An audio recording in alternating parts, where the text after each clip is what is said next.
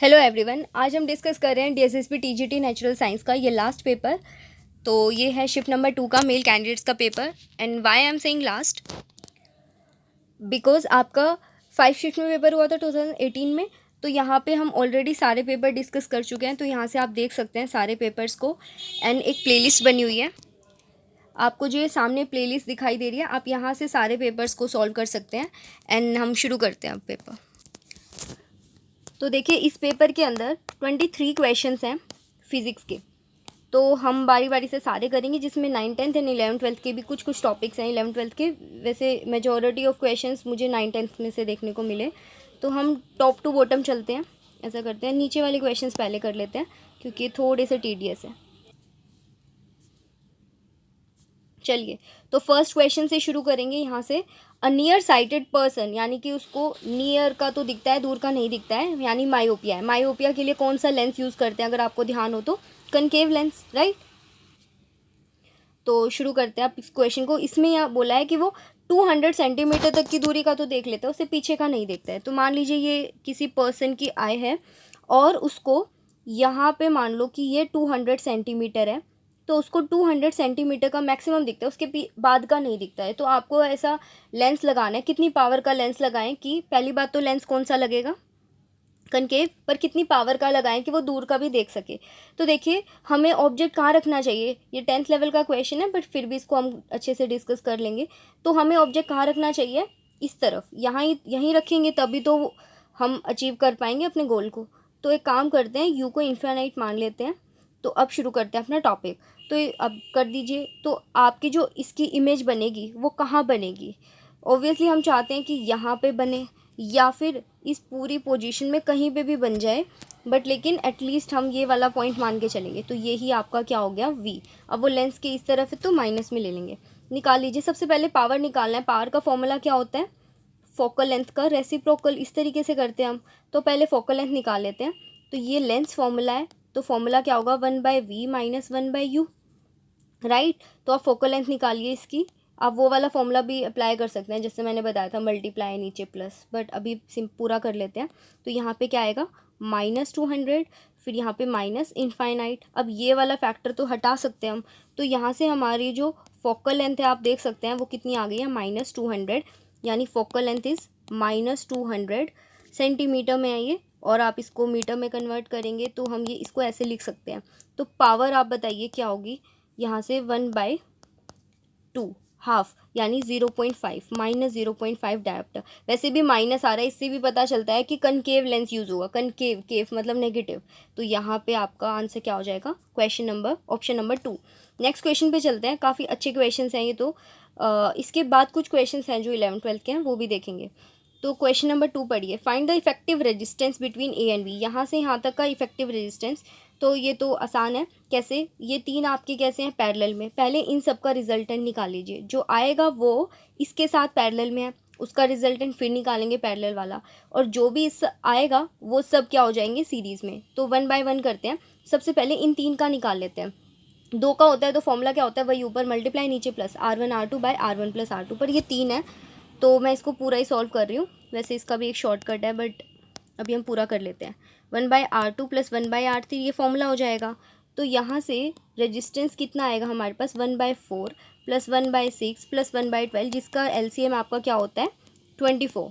तो आप यहाँ पे 4 के टेबल में किस पे जाएगा, 6, ये 4, 2, ये कितना आ गया, 12/24, दैट इज़ 2। तो हमारा रेजिस्टेंस 1/2, यानी कि रेजिस्टेंस कितना आ गया, 2 आ गया। तो हमारे पास रेजिस्टेंस 2 ओम्स, इस पूरे का मिला के 2 ओम आ गया। अब ये 2 ओम नीचे वाले 20 के साथ कैसे है, पैरेलल। तो दोबारा से हमें क्या निकालना होगा, रेजिस्टेंस। मैं तो अब डायरेक्ट फॉर्मूला ही लगा रही हूँ, जैसा मैंने बताया था, मल्टीप्लाई नीचे प्लस। तो 2 और 20 को मल्टीप्लाई और नीचे दोनों का सम, यानी 22। तो ये 11 पे जाएगा। 11 की टेबल से इसे कट कीजिए, 1.8 आ गया। तो यहाँ इस पूरे का मिला के 1.8 आ गया, जो कि इसके और इसके साथ कैसा होगा, सीरीज़ में। तो 1.8 में 3 को और 5 को ऐड कर दो। 5 + 3 कितना होता है, 8, और 8 + 1.8 कितना हो जाएगा आपका, 9.8 ओम्स। तो आप अप्रोक्सीमेशन तरीके से करिएगा पेपर में, क्योंकि उससे जल्दी हो जाएगा क्वेश्चन। जैसे कि ये क्वेश्चन आ गया है सिंपल, ये थोड़ा सा हम कह सकते हैं कि इसमें किरचॉफ लॉ वगैरह लग रहा है, जो कि 10th तक नहीं हम इतना अलग से पढ़ते हैं। चलिए, इसमें बोला है कि करंट यहाँ से जा रहा है तो ऑब्वियसली यहाँ से बाहर भी सेम इतना ही आएगा। अब इसमें बोला है कि इसमें से कितना करंट पास होगा। तो देखिए ध्यान से, आप यहाँ पे ओम्स लॉ लगा दीजिए, ठीक है। जो आपका पैरेलल कनेक्शन होता है उसमें जो वोल्टेज होती है वो क्या रहती है, सेम रहती है, और करंट डिवाइड हो जाता है ना। तो फिर अगर ये भी 4 ओम का होता, सेम रेजिस्टेंस के होते, तो इसके अंदर करंट कितना कितना चला जाता, 1.2 का हाफ, 0.6 दोनों में चला जाता।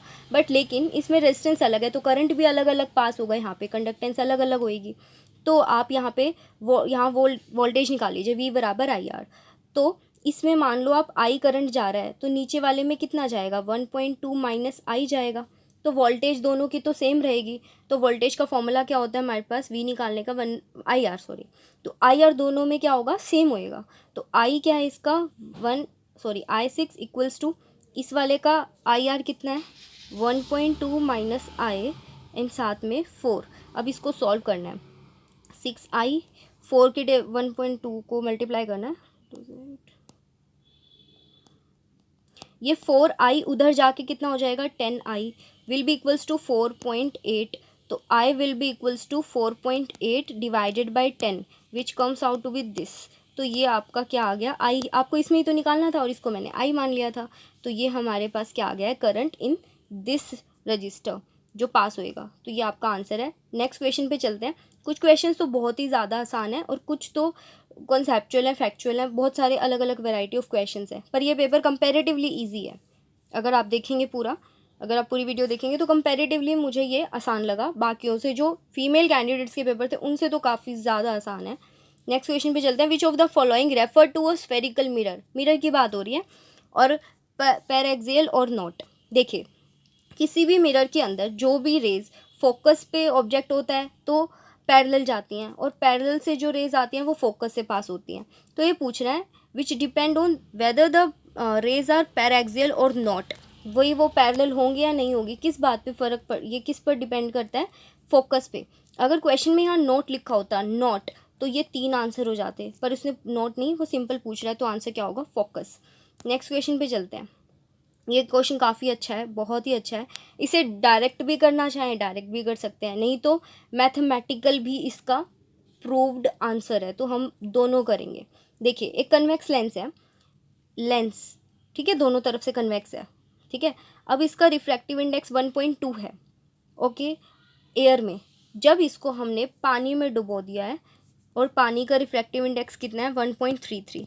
तो पूछा है कि ये वैसे कन्वेक्स लेंस क्या होता है, कन्वर्जेंट, और पानी में डालने से बताना है, और पानी का रिफ्रैक्टिव इंडेक्स इसके खुद के रिफ्रैक्टिव इंडेक्स से ज़्यादा है, ये ध्यान रखिएगा, ज़्यादा है, उसमें रखती है इसको, तो क्या होगा, तो ये किसकी तरह बिहेव करेगा, तो ये डाइवर्जेंट लेंस की तरह बिहेव करेगा।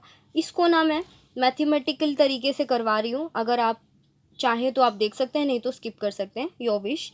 तो मैं लर्न कर लेती हूँ वैल्यूज़ 1.2 1.33। देखिएगा, सबसे पहले हम बात करेंगे कि एक लेंस मेकर फॉर्मूला होता है ना, 12th में पढ़ते हैं हम। तो ये आपका क्या है, एक लेंस है हवा में, और इसका रिफ्रैक्टिव इंडेक्स कितना दे रखा है, 1.2, इसका जो म्यू है। अब आप इसमें ना लेंस मेकर फॉर्मूला अप्लाई कीजिएगा, तो 1/f इज इक्वल्स टू क्या होता है, रिफ्रैक्टिव इंडेक्स -1। अब इसके ना सेंटर ऑफ कर्वेचर्स की वैल्यू रखते हैं हम यहाँ पे, ठीक है। अभी हम इसे कुछ भी नहीं करेंगे, ये मैं प्रूव करके दिखा रही हूँ, डाइवर्जेंट बन जाएगा वो। तो 1.2 रखना है यहाँ वैल्यू, 1.2 में से 1 जाएगा तो ये कितना हो गया, 0.2, 1/r1 माइनस 1/r2, ओके। अब ये 1.2 उधर भेज दो, तो ये हमारे पास एक हमने सेट पूरा कंप्लीट कर लिया।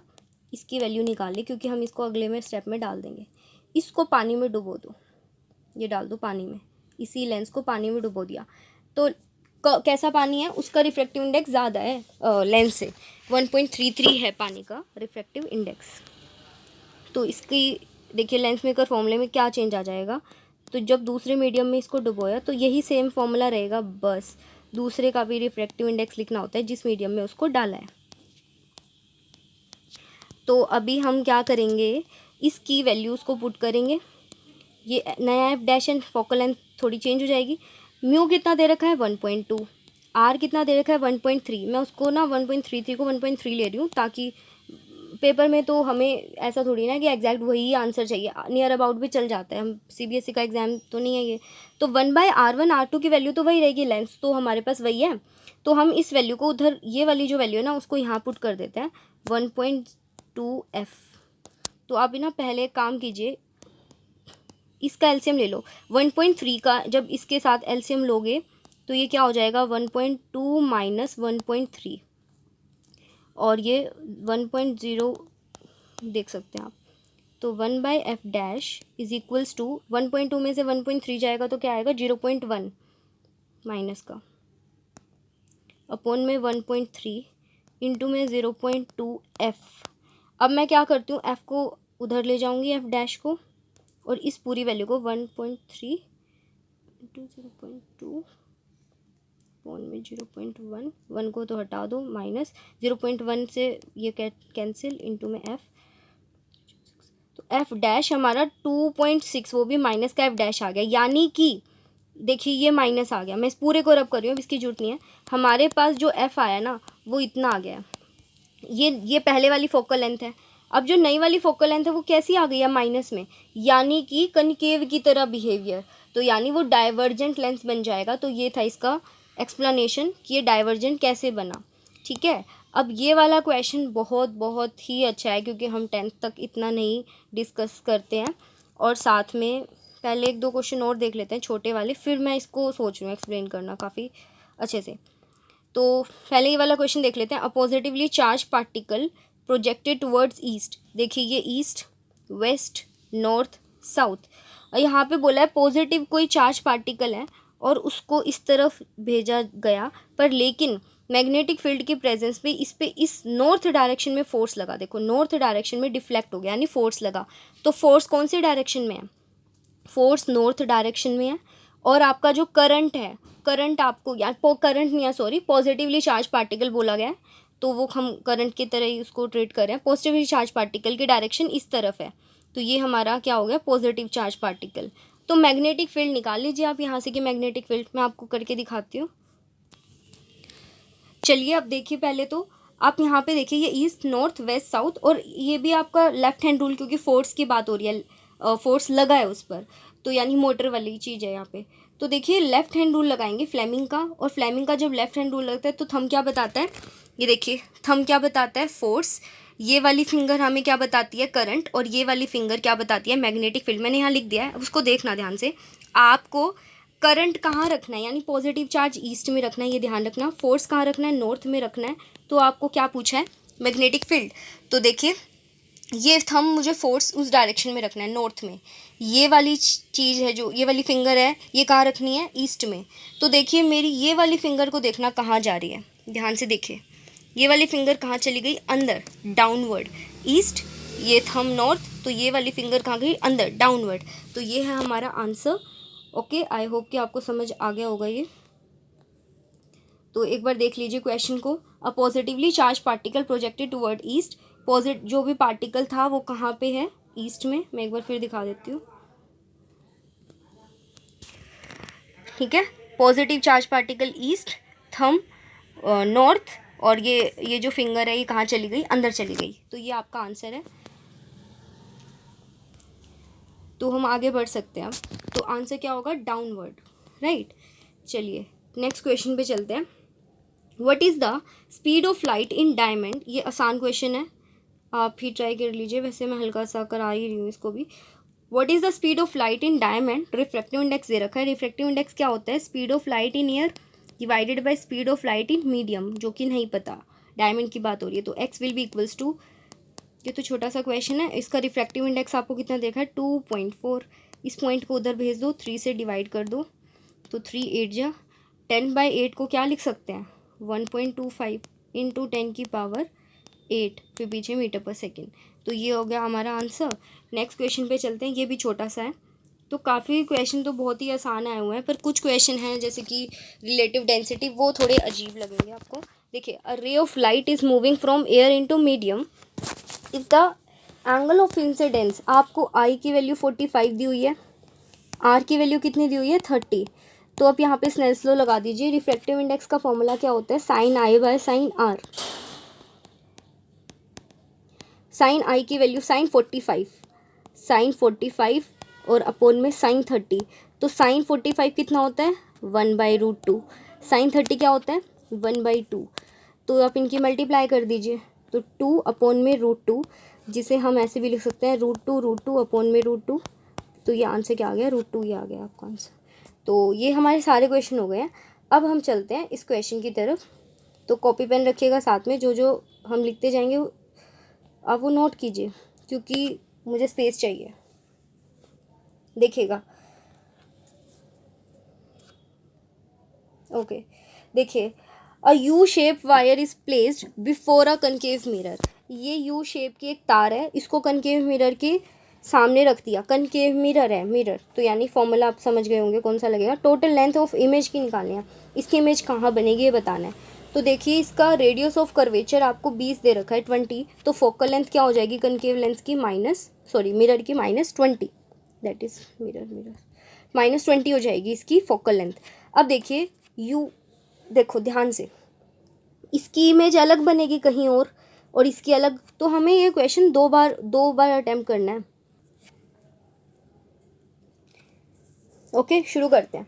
सबसे पहले हम एक काम करेंगे, इसको ए, इसको बी, इसको सी और डी मान लेंगे। आप लिख लीजिए, क्योंकि मैं भी हो सकता है कुछ का कुछ कर दूं, तो आप ध्यान रखना ABCD। ओके, तो आप शुरू करते हैं क्वेश्चन को। देखिए, पहले इस वाली साइड की ना वो बताते हैं कि इमेज कहाँ बनेगी। देख के चलेंगे, ध्यान से देखना। इसकी फोकल लेंथ कितनी दी हुई है, ये दूरी 30 है, और इसकी फोकल लेंथ कितनी दी है, 10। कहीं यहाँ पे तो फोकल लेंथ है इसकी 10, -10। अब देखिए, ये ए बी है, इसका ना यू बताओ क्या होगा। देखो, यहाँ से यहाँ तक की दूरी 30 दे रखी है, और ये 10 और इसकी थिकनेस है। तो इसका मतलब कि ये जो यू हो जाएगा वो कितना हो जाएगा, 40। तो बारी बारी से करेंगे, नोट कर लीजिएगा, फिर मैं ना उसको रब कर दूंगी, क्योंकि स्पेस मुझे चाहिए और ये दिखाना भी है ये फ़ोटो। तो देखिए, पहले यू आपको, ऊपर से शुरू करते हैं। यू आपको कितना दे रखा है, -40 सेंटीमीटर। फोकल लेंथ कितनी है, -10 सेंटीमीटर। तो यहाँ से इमेज की वो निकाल लीजिए लेंथ। तो 1/f + 1/ जो भी है, ये फॉर्मूला आपको पता है। अब 1/v क्या हो जाएगा, 1/f - 1/u। अब इतना बड़ा कौन करेगा, मैं तो शॉर्टकट कर रही हूँ, ऊपर मल्टीप्लाई नीचे प्लस, ठीक है। और नीचे किस तरीके से लिखेंगे, जो चीज़ पॉजिटिव है उसे नेगेटिव, और जो चीज़ ऊपर नेगेटिव है उसे पॉजिटिव। छोटा फॉर्मूला बन गया। अब v निकाल लो। तो f कितना है आपके पास, -10, u कितना है, -40, और u फिर से लिखना पड़ेगा -40, फिर -10। आप इसको सॉल्व करो, ये कितना आ रहा है, -10 -40 अपोन में -40 और +10 -30 होता है, ठीक है, -30। तो ये 0 से 0 कट गया, एक माइनस बचा, भी एक माइनस और बचा हुआ है। तो हमारा आ गया 40/3। आप इसको डिवाइड करो, 3 1 3 3 3, ओके। तो ये हमारे पास आ रहा है -13.3 सेंटीमीटर, ये आ गया। फोकल लेंथ कितनी थी, फोकल लेंथ देखो यहाँ थी, ये 10 है, कहीं ना कहीं ये 15 है। तो इसका मतलब इन दोनों के बीच में इमेज बनेगी, और आगे भी देखना है कि सीधी बनेगी कि उल्टी बनेगी, वो भी देखना है। तो वो हम कैसे निकालते हैं, मैग्नीफिकेशन से। वो जो हम निकालते हैं मैग्नीफिकेशन, मैं इसको रब कर रही हूँ, आपने लिख लिया होगा। मैं सीधा वी की वैल्यू को ऊपर लिख रही हूँ, मुझे उसकी ज़रूरत है। मेरे पास वी इतना आया था, यू -40 था। तो मैग्नीफिकेशन क्या फॉर्मूला क्या होता है, HI/HO भी होता है, और लेंस मिरर में -V/U भी होता है। तो HI निकालना है। HO देखो ये दे रखा है, इसकी लंबाई 10, और V कितना है हमारे पास, -13.3, और U कितना था, -40। ये 0 से ये 0 कट गया, ये माइनस से ये माइनस कट गया। तो 13.3 को आप 4 से डिवाइड करो, 4 3 = 12, फिर से। तो ये आपका जा रहा है 3.3 पे 2 बार जा रहा है, तो 3.3 आ गया। तो उल्टी इमेज बनेगी, माइनस में आ रही आई। तो यानी कि 13.3, ये 15 है दूरी, तो इससे पहले यहाँ कहीं पे ये 13.3 दूरी पे, ये दूरी 13.3 बता रहे हैं, और इमेज उल्टी बनेगी 3.3 सेंटीमीटर, यानी छोटी सी इमेज बनी। अब आगे चलते हैं, ये वाली साइड हमने कंप्लीट कर ली। अब इस वाली साइड को उठाते हैं, ये वाली साइड। पेपर में इतना टाइम नहीं लगेगा, मैं समझा रही हूँ एक एक स्टेप, इसलिए लग रहा है। ये देखिए, ये आपके पास हाइट ये वाली लेंथ है, इसका यू बताओ कितना है, 30 है इसका यू। एफ़ तो सेम ही रहेगा -10, फिर से निकालना पड़ेगा, तो मैं डायरेक्ट ही फॉर्मूला लगा रही हूँ। वी का फॉर्मूला मैंने अभी अभी क्या बताया था, एफ यू अपॉन में you minus F.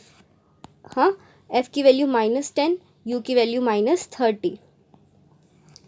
All right, you की वैल्यू फिर से लिखें -30, फिर माइनस का 10। इसको सॉल्व करो, माइनस का 10 -30 और -30 और +10 कितना होता है, 20 होता है, 20। तो इस पूरे को काट देती हूँ, -20, माइनस से माइनस, 0 से 0, 2 से 15, तो ये आपका -15 सेंटीमीटर, यानी एग्जैक्टली यहाँ पे इस पॉइंट पे क्या बनेगी इमेज। अब हाइट भी निकाल लेते हैं, तो HI/HO will be equals to -V/U। करिए, HI/HO आपके पास 10 है, -15, U कितना है -30, माइनस से माइनस, 0 से 0, 5 पे ये जा रहा है -5, यानी फिर से उल्टी इमेज। तो देखिए, आपको ये इस तरह की वायर मिलेगी, 15 सेंटीमीटर पे तो 5 लंबाई की, ठीक है, और फिर उसके बाद ये 15 सेंटीमीटर और 13.3 सेंटीमीटर पे इस 3.3 सेंटीमीटर की क्या बनेगी इमेज। तो भाई आप ये बताओ, ये बीच की दूरी कितनी होगी, 15 में से 13.3 माइनस करो, 10 में से 3 या 7, 4, ये 1.7, तो ये बीच वाली लंबाई 1.7 है। तो पूरी तार की लंबाई पूछी है, तो 5.0, 7, 3.3, जोड़ो इन सबको, 10.0, तो आपका क्या आंसर आ गया, 10 सेंटीमीटर। तो 10 सेंटीमीटर आपका आंसर है। आपको ये समझ आया है नहीं आया बताइएगा कमेंट बॉक्स में, फिर और तरीके से समझेंगे इसको। तो ये हमारे 10 क्वेश्चंस हो गए हैं, 9-10 क्वेश्चंस हो गए। अब ऊपर के हमारे पास 20 कुछ लगभग 15 क्वेश्चन है, इनको बारी बारी से करते हैं। उल्टा चले कि सीधा, पहले चलिए हम सीधा ही चलते हैं। ये फर्स्ट क्वेश्चन केमिस्ट्री का हटाइए इसको। क्वेश्चन नंबर 2 बहुत आसान क्वेश्चन आ गया है, तो मैं थोड़ा सा फटाफट कर रही हूँ। An object is 10.64 kilometre below the sea level. यहाँ पे अब सी की बात की गई है। एक जो ऑब्जेक्ट है वो 10.64 किलोमीटर नीचे है और समुद्र, यहाँ पे ना एक सोनार की सिग्नल को सेंड किया गया, कितनी देर में वो सिग्नल वापस आएगा। तो कर दीजिए 2D बराबर VT। तो डिस्टेंस कितना दे रखा है, इनटू वेलोसिटी आपको कितनी दे रखी है, 12, 15, मतलब जो भी है इक्वेशन, इनटू में T। अब भाई ये वाली वैल्यू किलोमीटर में, इसको मीटर बना दो, तो 10.64 को मीटर बनाओ, 1000 से क्या करके मल्टीप्लाई, नीचे 2 0 जाएंगी, ये इससे कैंसिल, तो 10640।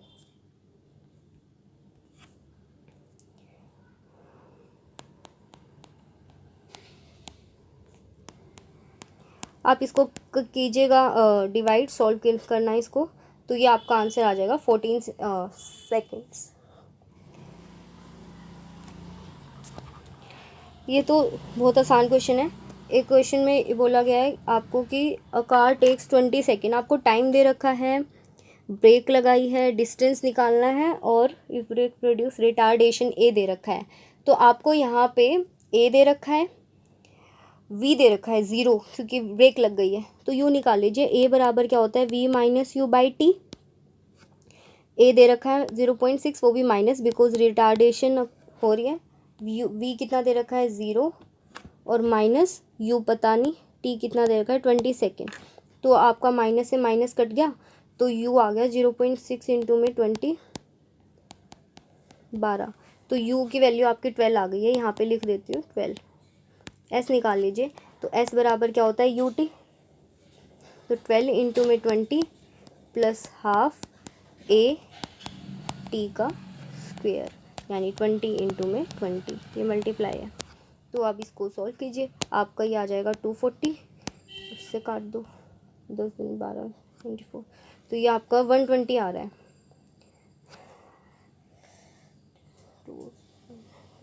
हाँ 10 आ रहा है, तो ये आ गया 120 मीटर। तो आपका ऑप्शन नंबर क्या है, 2 इज़ करेक्ट।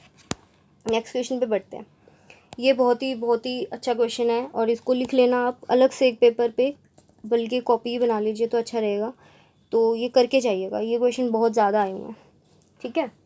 चलिए देखिए, a piece of brass, brass दिया है आपको, ब्रास क्या होता है, पीतल, तो इसे कॉपर और जिंक से मिलके बना हुआ है, ठीक है।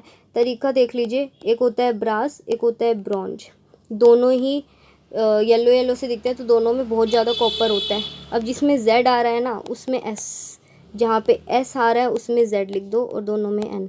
तो ये जो ब्रास होता है वो कॉपर जिंक का मिक्सचर होता है, और जो ब्रॉन्ज होता है कॉपर और टिन का। ये इंपॉर्टेंट है क्योंकि जल्दबाजी हम कुछ भी लिखाते हैं। तो ये जो ब्रास है आपके पास, ये कॉपर और जिंक का आपका एलॉय है, ठीक है। अब उसमें इसका जो वज़न दे रखा है 12.9 दे रखा है रियल वज़न, पानी में जाके वज़न हो गया 11.3। तो कितने पानी को इसने डिस्प्लेस किया, 9 जो दे रखा है, पहले उतना सॉल्व करते हैं। 9 में से 3 गया 6, 1.6 इसने वज़न अपना लूज़ कर दिया, ठीक है, वेट। अब इसने जितना अपना जो मास है पानी में लॉस किया, उतना ही पानी डिस्प्लेस हुआ, ठीक है। आर्किमिडीज प्रिंसिपल लगा दीजिए, जितना पानी लॉस उतना ही पानी का वॉल्यूम लॉस। क्यों? क्योंकि पानी का मान लो 1.6 ग्राम पानी हट गया तो उतना ही तो वॉल्यूम होगा, डेंसिटी पानी की 1 है। तो हमारे पास वॉल्यूम ऑफ वाटर डिस्प्लेस कितना आ गया, 1.6। भाई जितना पानी हटा उतना ही उस सब्सटेंस का वॉल्यूम है। तो हमारे पास वॉल्यूम ऑफ एलॉय भी आ गया कि पूरे के पूरे मटेरियल का एलॉय का वॉल्यूम कितना दे दिया आपको, 1.6। तो एक बात बताओ, वॉल्यूम ऑफ एलॉय किसके इक्वल होगा, volume of copper plus volume of zinc, पक्का इतना ही होगा। अब एक बात बताइए, वॉल्यूम ऑफ एलॉय 1.6 है, volume of copper, density equals to mass by volume होता है, तो वॉल्यूम इक्वल्स टू क्या हो जाएगा, मास बाय डेंसिटी। तो जो आपका मास है वो दिया नहीं हुआ, पूछा है। तो मान लो टोटल मास 1.9 है मटेरियल का, कॉपर का x मान लो, तो कॉपर का मास हमने x मान लिया, और कॉपर की डेंसिटी देखो ये दे रखी, स्पेसिफिक ग्रेविटी ऑफ कॉपर 8.9 यहाँ लिख दो। अब मास ऑफ जिंक कैसे निकालेंगे, टोटल ये चीज़ 12.9 है, इसमें से x माइनस कर दो तो ये जिंक का मास आ गया, ठीक है। और इसके बाद इसकी जो स्पेसिफिक ग्रेविटी यानी रिलेटिव डेंसिटी जिंक की 7.1 दे रखी है। देखो अब ये अजीब सी इक्वेशन लग रही होगी ना, है नहीं। क्यों नहीं है, क्योंकि एलसीएम लोगे 8 मैं पता है कैसे करूँगी, मैं इस 8.9 को 8 लूँगी ही नहीं, मैं इसको 9 लूँगी, इसको 7 लूँगी हर जगह। अब एलसीएम ले लो इसका, तो यहाँ पे ऊपर क्या आएगा 7x, आने दो एरर पर, लेकिन इतना एरर आएगा ही नहीं, देख लेना आप। फिर प्लस 12.9 को मैं तो 13 ले रही हूँ, ठीक है। तो हम यहाँ पे क्या लिखेंगे, 9 इंटू में 13 माइनस एक्स, ठीक है। मैं इसको ऊपर लिख रही हूँ सब मिटा के।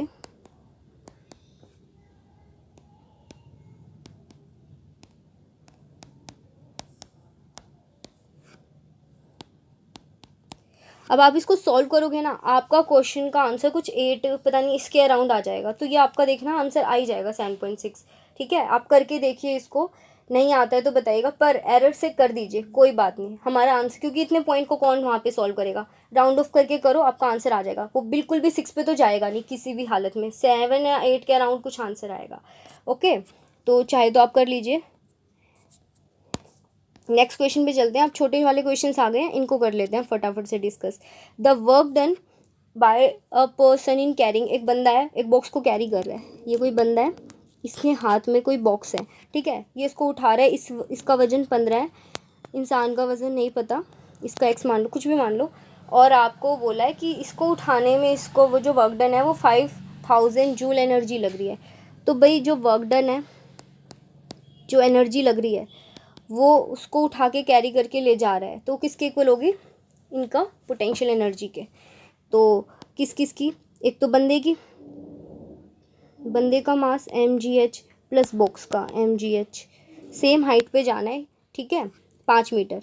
तो वर्क डन यहाँ लिख दो आप, यहाँ से मास ही तो अलग है दोनों का, हाइट और जी तो सेम है, तो इसका बंदे का मास कितना है पता नहीं, और बॉक्स का जी की वैल्यू 10 और हाइट कितनी है 5 10 50, 50 से 50 कैंसिल, तो यहाँ बचा 100।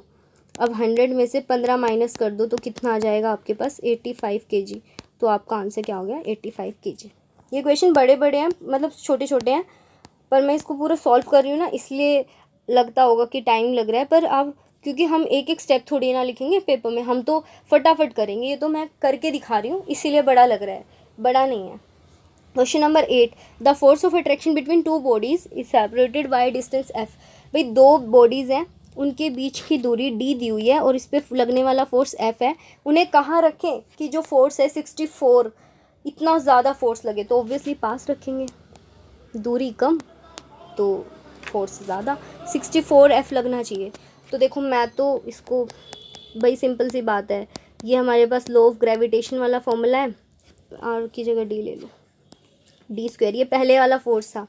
जो नया वाला फोर्स है, नया वाला फोर्स कह रहे हैं 64 टाइम्स एफ के, इसे बाद में यूज़ करेंगे। m1 m2 नए वाली दूरी पूछी है तो d का स्क्वायर, इसको मैं नीचे नोट लगा रही हूँ छोटा सा, ठीक है। दोनों का एलसीएम ले लो, ऊपर f है नीचे 64 f, एलसीएम नहीं रेशो, ये इससे कट जाएगा जब रेशो लोगे तो d नॉट स्क्वायर ऊपर जाएगा और d स्क्वायर नीचे आ जाएगा, तो यहाँ से f से f कैंसिल, तो d square will be equals to 64 d not square, जो हमें निकालना है d नॉट निकालना है।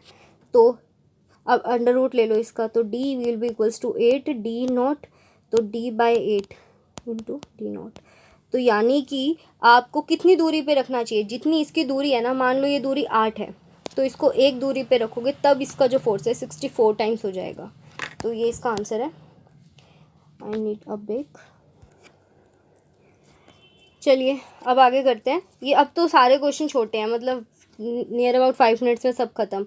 अ concave mirror having a radius of curvature, आपको रेडियस ऑफ कर्वेचर दे रखा है, आपको यू दे रखा है, आपको क्या पूछा है, इमेज पूछी है, कहाँ है बनेगी, मैं वैल्यूज लिख लेती हूँ 40 और 30। फोकल लेंथ आपको कितनी दी हुई है, -20, राइट, कनकेव है। यू कितना दिया है, -30 सेंटीमीटर। और आपको क्या पूछा है, हाँ जी, आपको क्या पूछा है, v पूछा है उसका। तो लगाइए formula, 1/f equals to 1/v plus 1/u, तो 1/v will be equals to 1/f minus 1/u। Direct कर दीजिए, मल्टीप्लाई ऊपर नीचे प्लस। अब प्लस किस तरीके से, जो चीज़ प्लस है वो माइनस में लिखो, जो चीज़ माइनस है वो प्लस में लिख दो, ख़त्म। अब इसको सॉल्व कर दो, f की वैल्यू -20 डालना, u की वैल्यू -30 डालना, फिर से u की वैल्यू -30, f की वैल्यू -20, 30 और 20,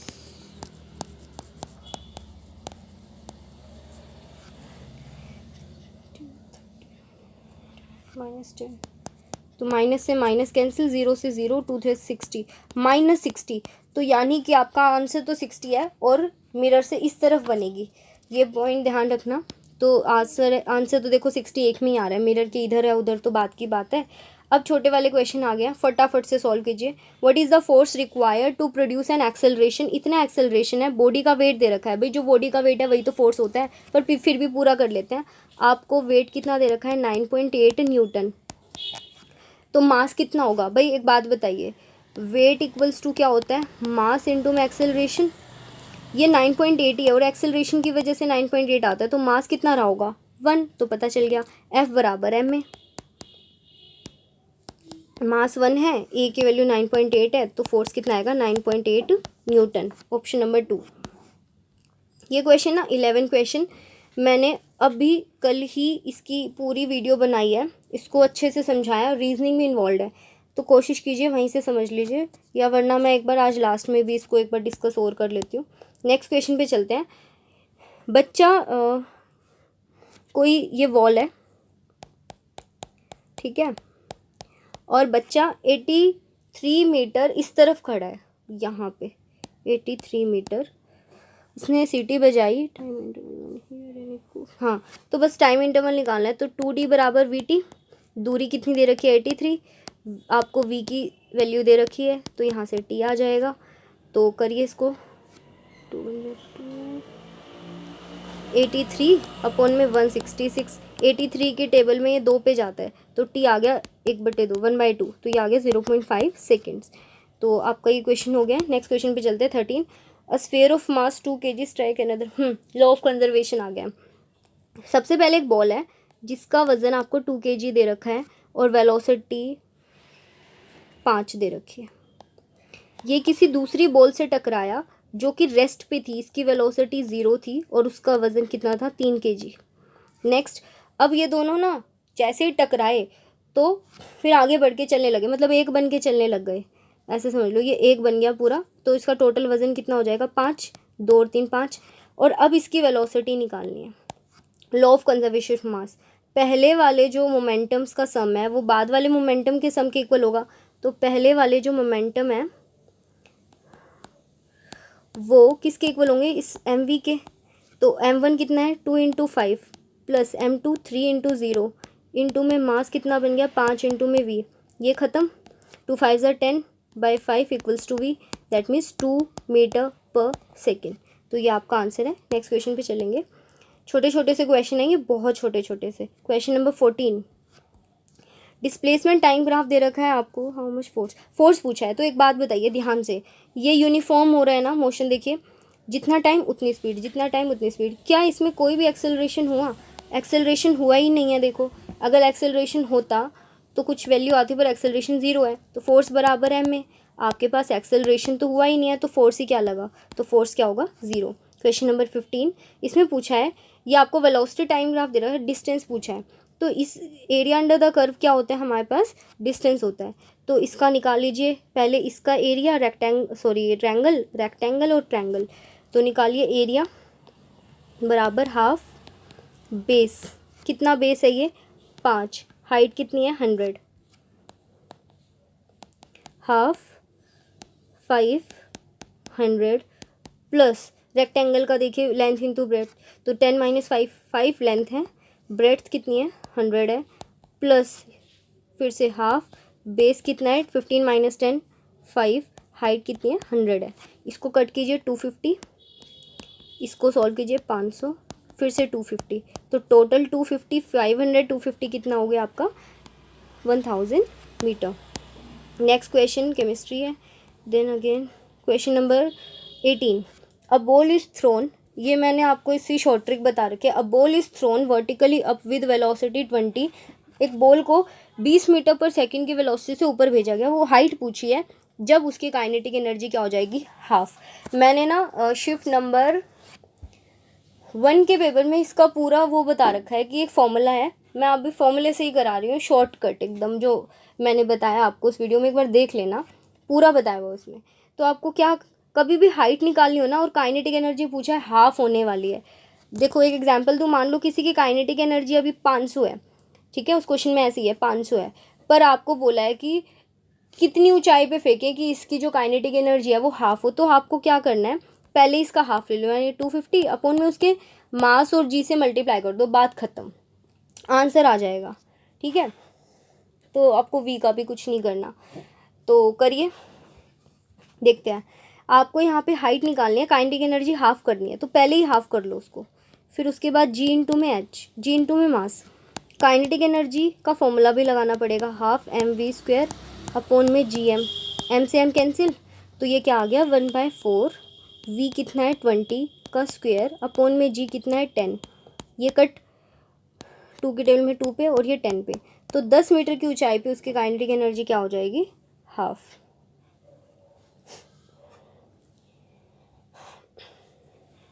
ये वाला क्वेश्चन देखिए, एक सॉलिड है, उसका वेट आपको 50, ये जी एफ क्या होता है, देखो जी एफ का मतलब ना वेट होता है, देखिए कैसे,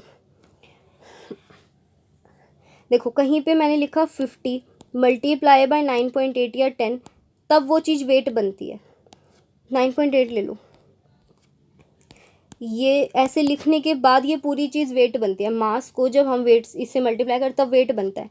इस पूरे को ही इन्होंने जी एफ लिख रखा है, ध्यान रखना ये ग्राम में है, पर जी एफ लिख दिया, मतलब ये चीज़ जो है जी एफ कितने के बराबर होता है 9.8 इंटू में एन, ठीक है, ये पर ग्राम में। अभी क्वेश्चन सॉल्व करते हैं अभी अपना। A solid weighs 50 GF in air, हमें तो मास से मतलब है, इसका मास दे रखा है आपको किसी ऑब्जेक्ट का जो कि हवा में 50 ग्राम है, मैं ऐसे लिख रही हूँ, और पानी में जाके वो 44 ग्राम महसूस हो रहा है। अपेरेंट मास कितना दे रखा है आपको 44, कितना उसने पानी को हटा दिया, 6 पानी को उसने हटा दिया, लिक्विड ऑफ रिलेटिव डेंसिटी, ठीक है, ओके।